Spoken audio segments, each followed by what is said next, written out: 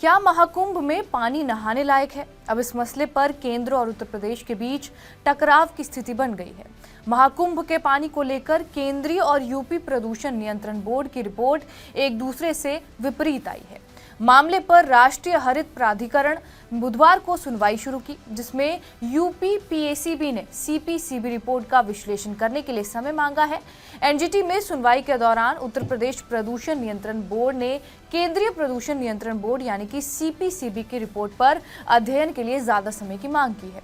UP सरकार ने NGT को बताया कि वो सीपीसीबी की रिपोर्ट की जांच करेगी और मामले पर अब अगली सुनवाई 28 फरवरी को होगी। इससे पहले केंद्रीय प्रदूषण नियंत्रण बोर्ड सीपीसीबी ने अपनी रिपोर्ट में दावा करते हुए ये कहा था कि नदियों का पानी नहाने योग्य नहीं है। हालांकि यूपी पीसीबी ने पलटवार करते हुए कहा कि दोनों नदियां गंगा और यमुना का जल प्रदूषण नियंत्रण मानकों के मुताबिक है।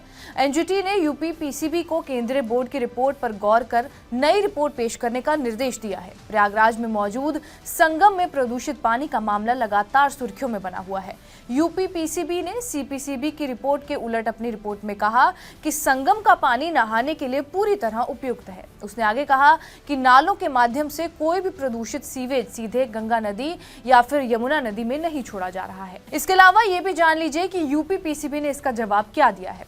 पानी को नहाने के लिए उपयुक्त करार देते हुए यूपी पीसीबी ने कहा कि प्रयागराज में गंगा और यमुना नदी पर 6 पॉइंट्स पर नदी के पानी नहाने के लिए उपयुक्त है, जबकि शास्त्री ब्रिज के पास बायोकेमिकल ऑक्सीजन डिमांड और फीकल कॉलीफॉर्म के आंकड़ों में मामूली सी बढ़ोतरी हुई है।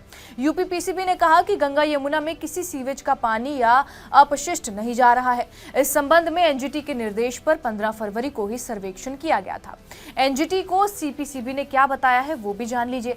इससे पहले सीपीसीबी ने सोमवार को अपनी एक रिपोर्ट के जरिए राष्ट्रीय हरित अधिकरण एनजीटी को बताया कि महाकुंभ के दौरान कई स्थानों पर अपशिष्ट जल का स्तर नहाने के लिए शुरुआती जल गुणवत्ता के अनुरूप नहीं है। अपशिष्ट जल संदूषण के सूचक फेकल कॉलीफॉर्म की स्वीकार्य सीमा 2500 यूनिट प्रति 100 ml है। एनजीटी अध्यक्ष जस्टिस प्रकाश श्रीवास्तव, न्यायिक सदस्य जस्टिस सुधीर अग्रवाल और एक्सपर्ट सदस्य सेंथिल वेल की बेंच प्रयागराज में गंगा और यमुना नदियों में अपशिष्ट जल के बहाव को रोकने के मुद्दे पर लगातार सुनवाई कर रही थी। बहरहाल इस वीडियो के ऊपर आपकी क्या प्रतिक्रिया है, हमें कमेंट करके जरूर बताएं। बाकी देश और दुनिया की तमाम बड़ी खबरों से अपडेटेड रहने के लिए सब्सक्राइब कीजिए TV9 डिजिटल।